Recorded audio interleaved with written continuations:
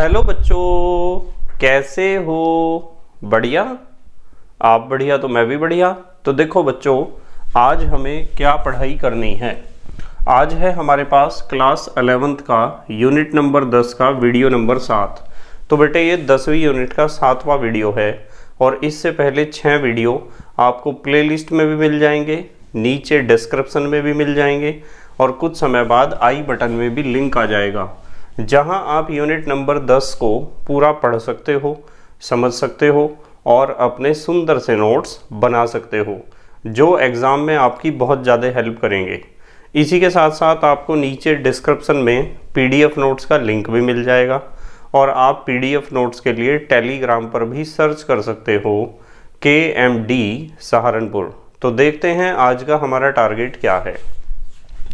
आज बेटे हमें पढ़ने हैं क्षार धातुओं के उपयोग कि जो क्षार धातुएं होती हैं, जिन्हें आप कहते हो एल्कली मेटल्स या फिर आप कह सकते हो फर्स्ट ग्रुप के एलिमेंट्स, प्रथम वर्ग के तत्व। उन प्रथम वर्ग के तत्व अर्थात क्षार धातुओं के दैनिक जीवन में कौन कौन से उपयोग हैं। तो जल्दी से हेडिंग लिख लो आप, क्षार धातुओं के उपयोग। हेडिंग लिख लो, क्षार धातुओं के उपयोग, कि ये क्षार धातुएं कहाँ कहाँ उपयोगी हैं, कहाँ कहाँ इनका प्रयोग किया जाता है। ठीक है, तो क्षार धातुओं के उपयोग आपने हेडिंग लिख ली। नंबर 1 पहला उपयोग बताता हूँ, क्षार धातुएं कहाँ प्रयोग की जाती हैं। जो हमारी आपको पता है ना क्षार धातुएं कौन सी होती हैं। यदि हम बात करते हैं क्षार धातुओं की तो हम फर्स्ट ग्रुप के एलिमेंट्स की बात करते हैं। हाइड्रोजन को छोड़ दो, Li, Na, K, Rb, Cs और Fr। वैसे तो Fr भी रेडियो एक्टिव है, तो Li, Na, K, Rb, Cs की ही ज़्यादातर हम बात करते हैं। तो सबसे पहला उपयोग तो यह है कि जो लिथियम है हमारा सबसे पहला तत्व क्षार धातुओं का, वो लेड के साथ यदि मिलाया जाता है तो इससे मिश्र धातु बनती है। इन दोनों को मिलाकर क्या बनाते हैं हम? मिश्र धातु। ठीक है, और इस मिश्र धातु से बनाए जाते हैं इंजन। ठीक है, क्या बनाए जाते हैं? इंजन। ऑटोमोबाइल इंजन या और भी बहुत तरह के इंजन होते हैं। इंजन तो पता है ना आपको। इंजन निर्माण में इसका प्रयोग किया जाता है मिश्र धातु का। अब देखो, इंजन में भी एक विशेष पार्ट होता है जिसे हम कहते हैं बियरिंग। तो इंजन के बियरिंग के निर्माण में लिथियम और लेड मिश्र धातु का प्रयोग किया जाता है। लिथियम और लेड का मिलाने से जो मिश्र धातु बनती है। दूसरा उपयोग देखते हैं। लिथियम का उपयोग किया जाता है विद्युत रासायनिक सेल में। लिख देता हूं मैं, विद्युत रासायनिक सेल। विद्युत रासायनिक सेल में प्रयोग किया जाता है लिथियम का, विद्युत रासायनिक सेल के निर्माण में। और ताप नाभिकीय अभिक्रिया में भी प्रयोग किया जाता है। ताप नाभिकीय अभिक्रिया, ताप नाभिकीय अभिक्रिया में भी प्रयोग किया जाता है लिथियम का। तो लिथियम बहुत उपयोगी है। ठीक है, जैसे मैं बनाता हूं आपको नंबर 3 पर कि आप लिथियम और एल्यूमिनियम इन दोनों को मिलाकर एक मिश्र धातु तैयार करते हो। लिथियम और एल्यूमिनियम को मिलाकर, और इस मिश्र धातु का प्रयोग किया जाता है वायुयान बनाने में। वायुयान का मतलब तो समझते हो, एरोप्लेन। वायुयान के निर्माण में, वायुयान के निर्माण में किसका प्रयोग किया जाता है? लिथियम और एल्यूमिनियम से बनने वाली मिश्र धातु का। ठीक है, अच्छा, इसके अलावा लिथियम एक जगह और उपयोगी है। जो लिथियम और मैग्नीशियम को आपस में मिलाओगे तो एक मिश्र धातु आपको प्राप्त होगी, और इस मिश्र धातु का प्रयोग किया जाता है कवच प्लेट के निर्माण में। कवच प्लेट एक तरह की प्रोटेक्टिंग प्लेट होती है, रक्षा करने वाली प्लेट। कवच प्लेट के निर्माण में, मेरे साथ साथ लिख लिया करो आप, ठीक है। और यदि नहीं लिखना है तो स्पीड को बढ़ा लिया करो वीडियो के। नंबर 5, पांचवा उपयोग। तो देखो लिथियम के कितने उपयोग हुए। अब लिथियम के बाद आता है, वहाँ देखो Li के नीचे क्या है, सोडियम। सोडियम बहुत ज़्यादा उपयोगी है। सोडियम का उपयोग किया जाता है NaOH के निर्माण में, NaOH के निर्माण में प्रयोग किया जाता है, कोमा। Na2CO3 सोडियम कार्बोनेट, इसके निर्माण में प्रयोग किया जाता है, कोमा। NaHCO3 इसके निर्माण में प्रयोग किया जाता है। तो ये सब दैनिक जीवन में उपयोगी पदार्थ हैं, है ना। उपयोगी पदार्थ कैसे? सबसे पहले हमने यहाँ लिखा है NaOH। तो NaOH होता है कास्टिक सोडा। बहुत सारी दैनिक जीवन में अभिक्रियाएं जो होती हैं उनमें बहुत काम की चीज़ है कास्टिक सोडा, ठीक है। ये क्या है? ये है कपड़े धोने का सोडा, जिसे आप धावन सोडा कहते हो या वॉशिंग सोडा। इसका भी दैनिक जीवन में बहुत उपयोग है। वॉशिंग सोडा है ना, कपड़े धोने का पाउडर। और ये है NaHCO3 सोडियम बाइकार्बोनेट, इसे हम कहते हैं खाने का सोडा। तो खाने का सोडा भी दैनिक जीवन में बहुत उपयोगी है। तो सोडियम का उपयोग भी दैनिक जीवन में बहुत होता है, ठीक है। अच्छा, यदि आपके पास द्रव सोडियम है, लिक्विड सोडियम, तो द्रव सोडियम का प्रयोग किया जाता है परमाणु भट्टी में। परमाणु भट्टी में, परमाणु भट्टी कहते हैं नाभिकीय रिएक्टर को, ठीक है, जिसमें नाभिकीय विखंडन की अभिक्रिया चलती है। अब परमाणु भट्टी में क्या काम करता है सोडियम? सोडियम परमाणु भट्टी में शीतलक का कार्य करता है। शीतलक यानी जब भट्टी में लगातार नाभिकीय विखंडन की क्रिया चलती रहती है तो उस क्रिया के कारण भट्टी बहुत ज़्यादा गर्म हो जाती है, और भट्टी को ठंडा करने के लिए हम प्रयोग करते हैं द्रव सोडियम का, लिक्विड सोडियम का, ठीक है। अच्छा, यदि आपके पास सोडियम है और सोडियम में आपने लेड मिलाया, Pb, लेड, तो इन दोनों का प्रयोग किया जाता है, दोनों के मिश्रण का प्रयोग किया जाता है TeL बनाने में। TeL,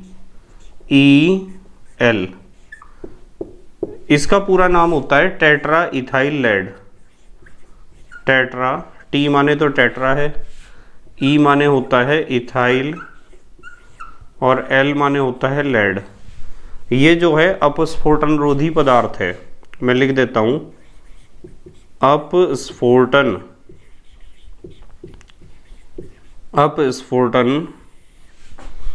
रोधी पदार्थ, ठीक है। चलो अपस्फोटन रोधी लिख दो केवल।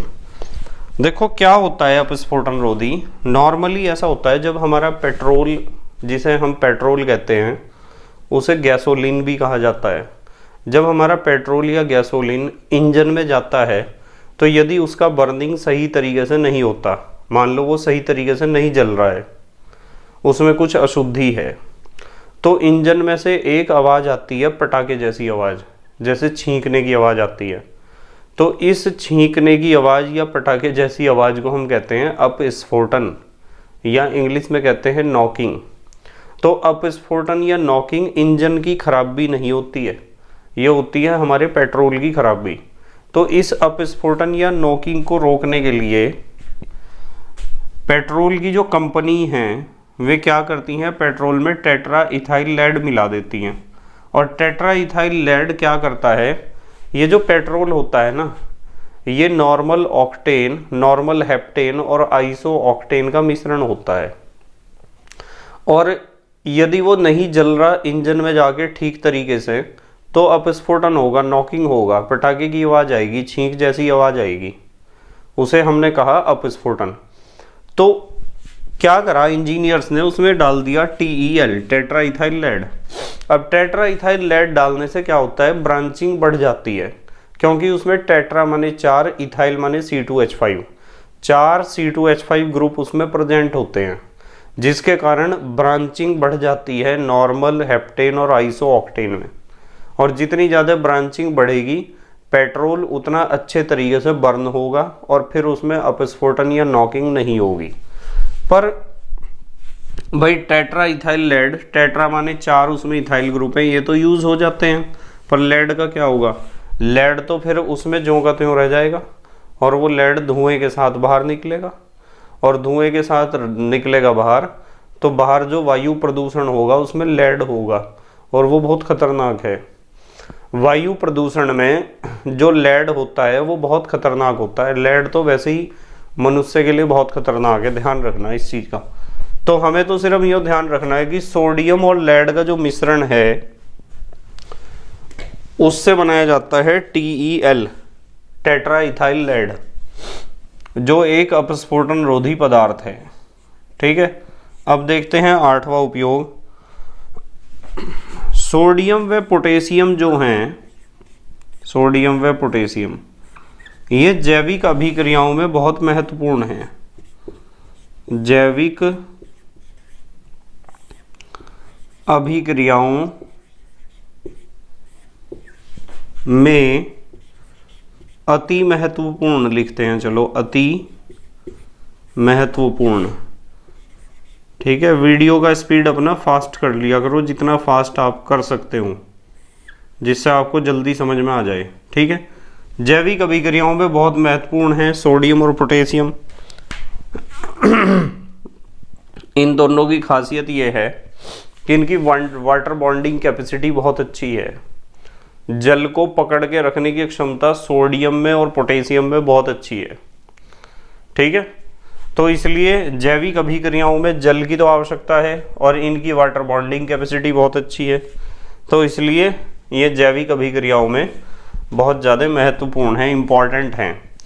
जैविक अभिक्रियाएं तो पता है ना आपको, वे सारी जैव रासायनिक अभिक्रियाएं जो किसी सजीव के शरीर में चलती हैं, उसके शरीर को सुचारू रूप से चलाने के लिए उन सभी अभिक्रियाओं को, रासायनिक अभिक्रियाओं को जो जीवों के शरीर में चलती हैं, उन्हें कहते हैं जैविक अभिक्रियाएं या जैव रासायनिक अभिक्रियाएं।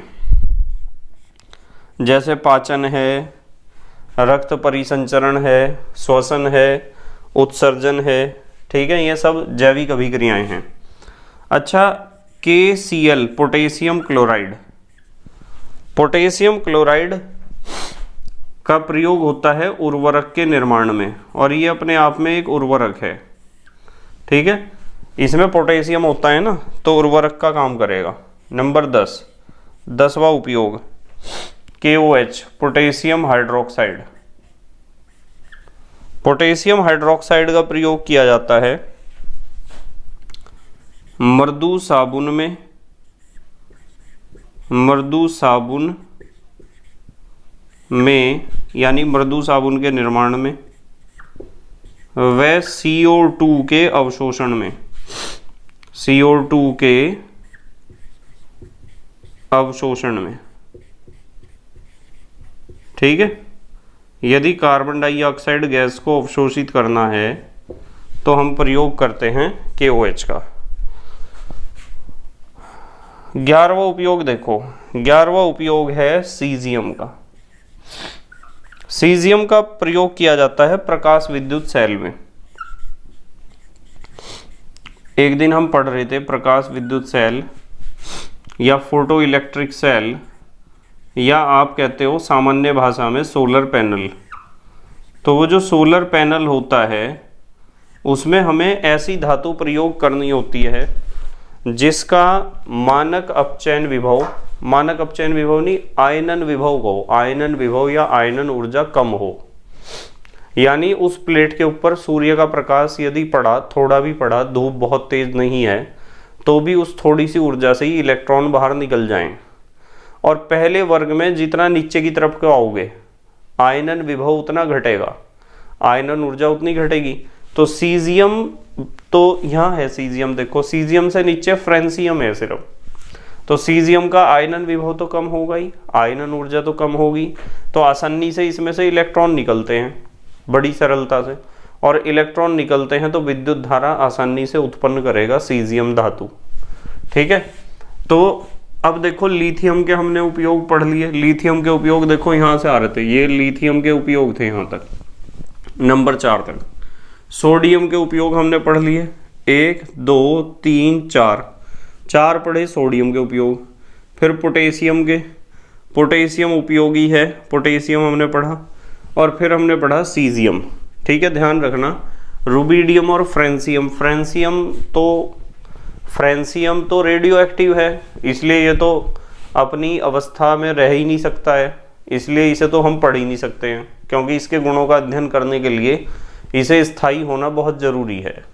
और दूसरी चीज़ है रुबिडियम। रुबिडियम भी उपयोगी है, पर इसके उपयोग ऐसे नहीं है कि आपको इस समय मतलब बताए जा सकें, जो दैनिक जीवन से थोड़े जुड़े हुए हैं, पर कम उपयोगी है।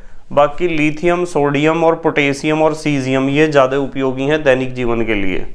ठीक है, अब हमारे देश के प्यारे प्यारे बच्चे जल्दी से पोज करके लिखेंगे। लिख लिया बेटे? ठीक है, तो अब तो मुझे उम्मीद है कि आपको समझ में आए होंगे कि क्षार धातुओं के कौन कौन से मुख्य उपयोग हैं, दैनिक जीवन में किस प्रकार उपयोगी हैं क्षार धातुएं। बस मेहनत और ईमानदारी से पढ़ाई करते रहो और अपने हैंड रिटन नोट्स बनाते रहो। ठीक है, और वीडियो का स्पीड अपने अनुसार व्यवस्थित कर लिया करो और प्लेलिस्ट के अनुसार पढ़ा करो। ठीक है, तो thank you very much for watching this video. Okay, bye.